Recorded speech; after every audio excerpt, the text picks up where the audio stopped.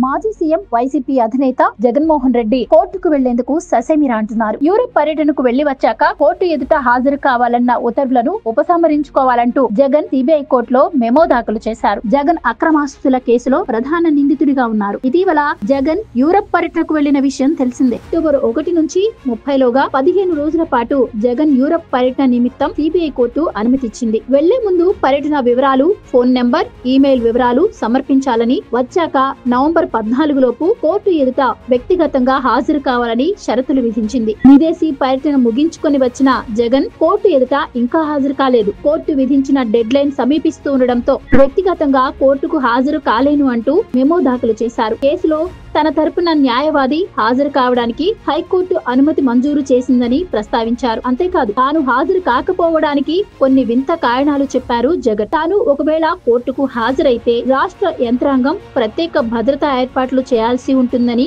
ఇది ప్రభుత్వానికి భారమని పేర్కొన్నారు. హాజరు తప్పనిసరి అని కోర్టు భావిస్తేనే తాను హాజరవుతానని చెప్పారు. లేదంటే ప్రత్యామ్నాయంగా వీడియో కాన్ఫరెన్స్ ద్వారా హాజరు కావడానికి ఎలాంటి ఇబ్బంది లేదని పేర్కొన్నారు. ప్రస్తుతం ఈ మెమో కోర్టు పరిశీలనలో ఉంది. జగన్మోహన్ రెడ్డికి మొదటి నుంచి న్యాయ వ్యవస్థపై గౌరవం లేదు. సీఎం గా ఉన్న సమయంలోనూ న్యాయమూర్తులను ఆయన వేధించారు. సిబిఐపై తప్పుడు ప్రచారం చేయించారు. ఇక సీఎం అయ్యాక అక్రమాస్తుల కేసులో కోర్టుకు హాజరవడమే మానేశారు. పదవి పోయాక కూడా అదే పద్ధతిని కొనసాగిస్తున్నారు. బెయిల్ షరతులను ఆయన పట్టించుకోవటం లేదు. కోర్టుకు వెళ్లేందుకు భయపడుతున్న జగన్ వివిధ కేసుల్లో అరెస్ట్ అయిన గంజాయి స్మగ్లర్లను, దొంగలను పరామర్శించేందుకు భారీ కాన్వాయ్లతో వెళ్తున్నారు. కోర్టుకు వచ్చేందుకు మాత్రం కుంటి సాకులు చెబుతున్నారు. Please subscribe to Leo News for more videos.